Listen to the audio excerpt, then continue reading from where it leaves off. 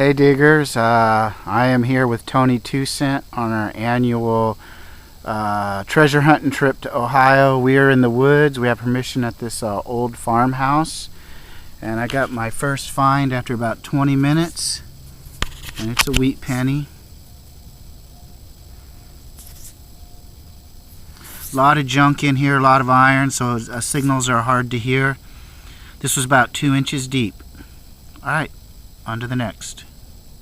Okay, spent about 30 minutes and finally got a good little silver signal. I can tell it's a silver dime, and it's a worn merc. Whew, nice. Imagine you can see the year. My eyes aren't good enough. Alright, that was about 4 inches deep. Alright, on to the next. Okay, been here probably almost 2 hours.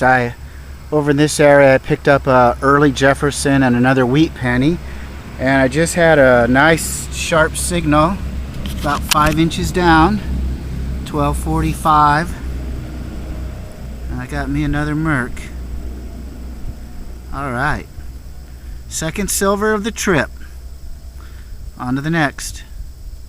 We're in Indiana now, and we're at this schoolhouse that dates to 1910, and we got permission from the city, that's who owns it, to detect. There's Tony. Yeah, I've just got my first coin, and this place has been heavily hunted, as you can imagine. But I got a V nickel, and it's a 1912.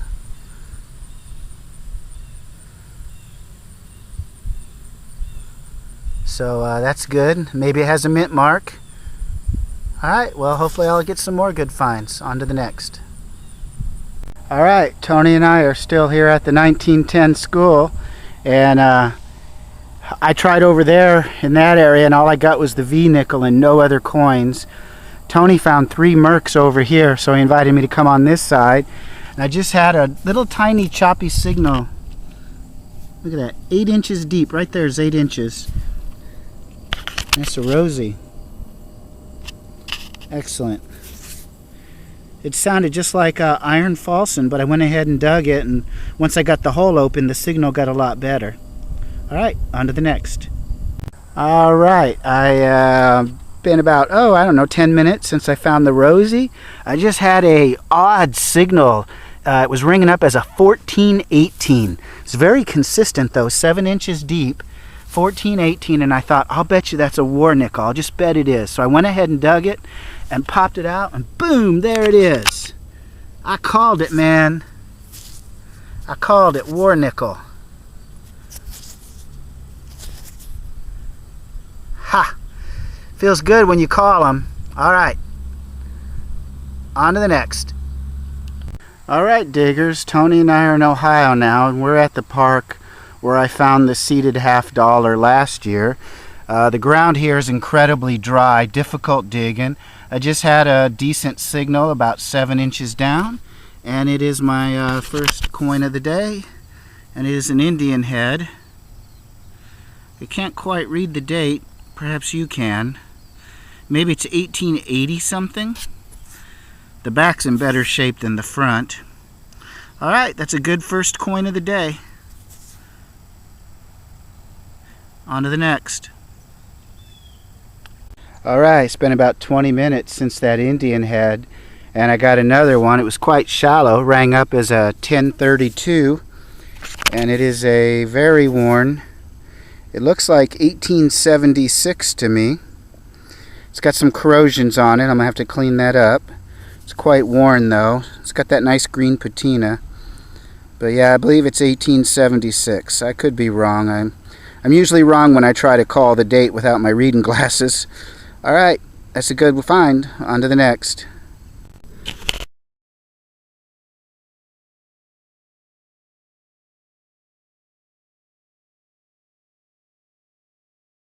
Alright, diggers, very exciting. I just showed Tony the dime, and before I got the dirt off it, he said, oh, that's the old style with the stars and the thick rim.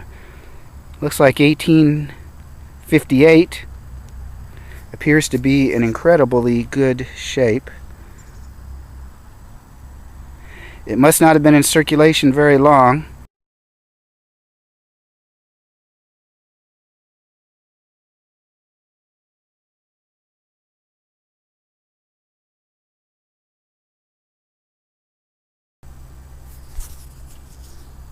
It's a real beauty. Let me tell you, I have not found a seeded dime in a couple years.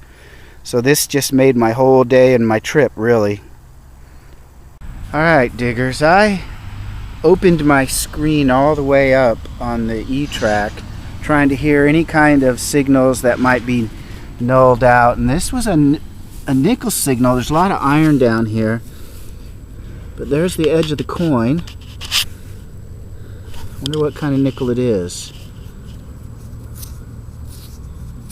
Jefferson, god dang it.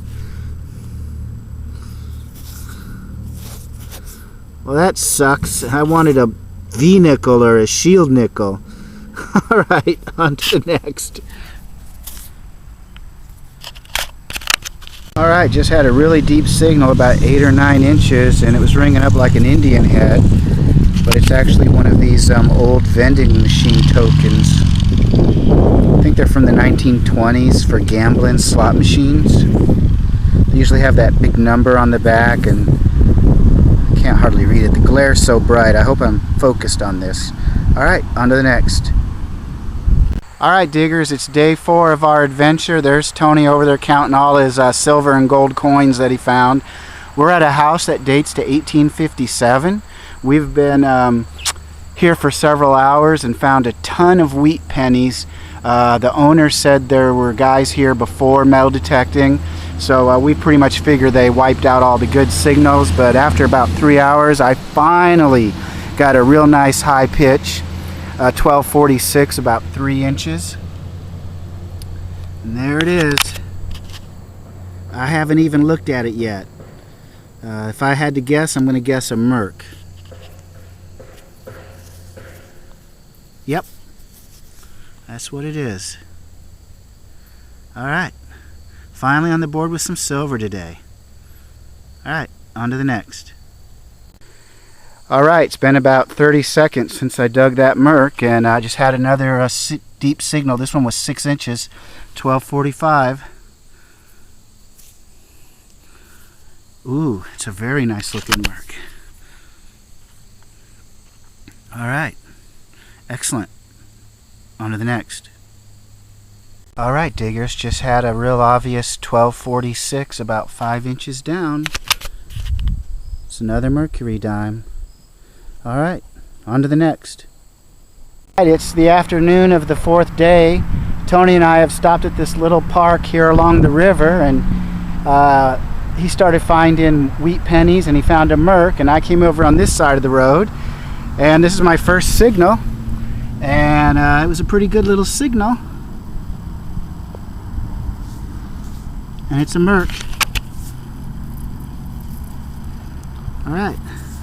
Alright, diggers, been about 15 minutes. I'm still working on this side of the road. Tony's over there.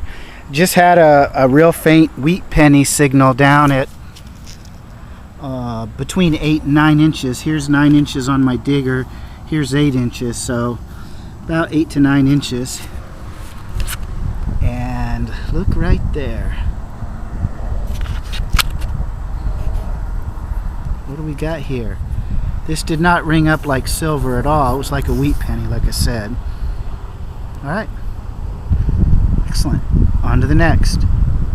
Alright, diggers, it's towards the end of day 4. Tony and I are at a school that was built in 1936. We got permission from the head custodial person, and she said it's been detected many times before, and I believe it. There might have been an older school here. I just had a 1331 signal, about 8 inches deep, and I've got an Indian head. Looks like it's in the 1800s. So that was quite a surprise. I did not expect that. Alright, well, good. Maybe some other deep coins that have been missed by all the others. On to the next. Well, diggers, what a surprise. After I filmed the footage of that Indian, I swept my pile of dirt, and there was another one in there. So it's a double Indian. That looks like 1894, 1892. Wow. I've got a feeling we might be able to find some barbers here. I'm excited now. All right, on to the next.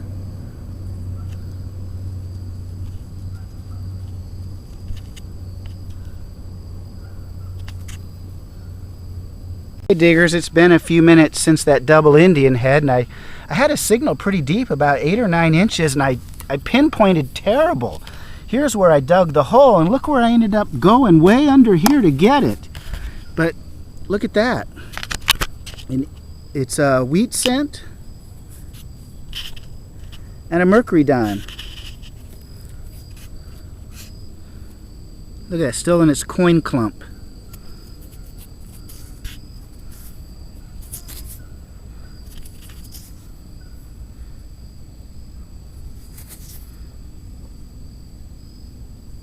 $1920 something.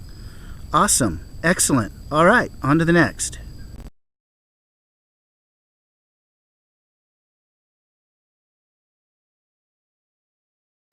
All right. This was a wheat penny signal, about 7 or 8 inches, and I dug it up fine enough, but got a marble. Awesome. I love finding a marble in the hole. And then there's just an ordinary everyday wheat cent. All right. On to the next. Here's, check this out. Right here is my plug where I found the double Indian heads. So I was working back over here and I got a real faint popping sound, not even a coin signal, 9 inches deep. There's just like a pop, pop, pop. And it is another Indian head.